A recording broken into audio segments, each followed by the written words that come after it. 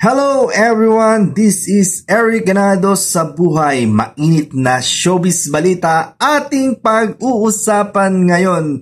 Nakalat-kalat at trending na balita sa lahat ng social media platform na di umano'y Tony Gonzaga magbabalik ABS-CBN para sa pagbabalik ng isang sikat na reality show ng ABS-CBN. Handa ka na bang marinig muli ang panoodin natin ito? Allow me to greet you. Hello, Philippines! Hello!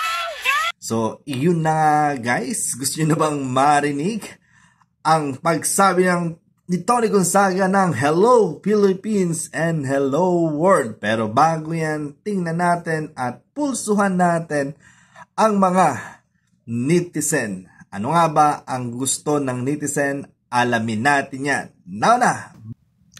Please know ABS-CBN has survived and can survive without tong mga walang utang na loob. Another netizen, ibigay na lang sana ng ABS doon sa loyal kapamilyang hindi yung balingbing. Yes, tama ang patawarin siya but not necessarily naman na sa kanya ibigay yan. Hindi naman siguro kailangan ng pabalikin pa siya sa ABS para lang masabing pinatawad na siya. Just my opinion naman, sana doon sa kapamilyang hindi nang iwan. Kahit wag na namamayagpag ang ABS-CBN kahit wala siya. No way, doon na lang siya sa SMNI emoticon.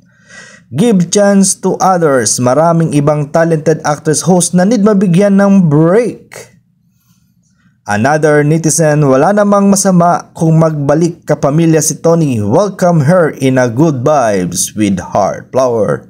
Go lang kahit tayo sa pamilya natin, merong nagkakamali, handa tayo magpatawad at ganyan ang kapamilya. Hello Philippines, hello world. Maririnig kaya natin muli ang talaga namang tumatak sa mundo ng showbiz, ang Hello Philippines at Hello World. Ayan ang aabangan natin sa takdang panahon. Sabi nga ni Kuya Big Brother. Hanggang sa muli, bye-bye!